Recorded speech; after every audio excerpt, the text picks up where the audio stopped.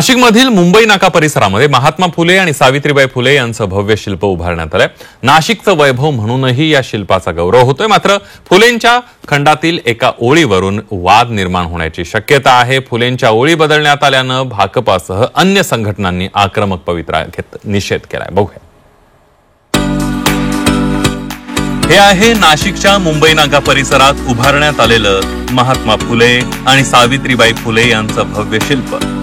राज्याचे पुरवठा मंत्री छगन भुजबळांच्या संकल्पनेतून हे भव्य अर्धपुतळ्याचं शिल्प उभारण्यात आलंय। मुख्यमंत्री आणि दोन्ही उपमुख्यमंत्र्यांच्या उपस्थितीत राज्यात पहिल्यांदाच ड्रोनद्वारे अनावरण करण्यात आलं। मात्र या महात्मा फुलेंच्या स्मारकात चक्क महात्मा फुलेंच्या खंडातील ओळी वगळल्यानं आणि बदलल्यानं वाद निर्माण झालाय।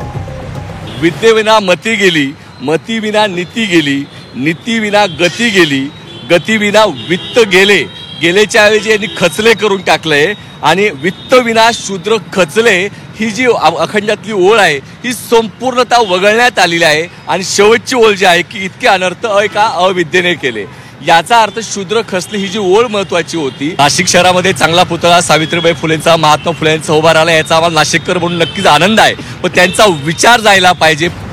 समाज सुधारकांच्या ओळींमध्ये फेरबदल करण्याचा अधिकार कुणी दिला असा सवाल या निमित्तानं उपस्थित केला जातोय।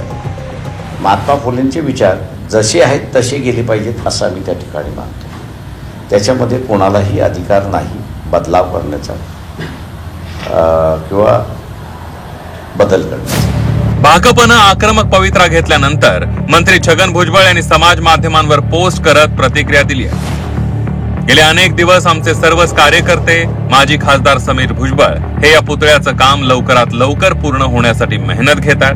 मात्र यावेळी अजाणतेपणी महात्मा फुले यांनी म्हटलेल्या काही ओळी राहिल्या असतील असं मला वाटतं। या ओळी काढून टाकणं हे जाणीवपूर्वक केलेलं नाही, ही आमच्याकडून झालेली चूक प्रामाणिकपणे मान्य करून आम्ही ती लवकरच दुरुस्त करत आहोत। मात्र यात कुणीही कृपया करून राजकारण करू नये।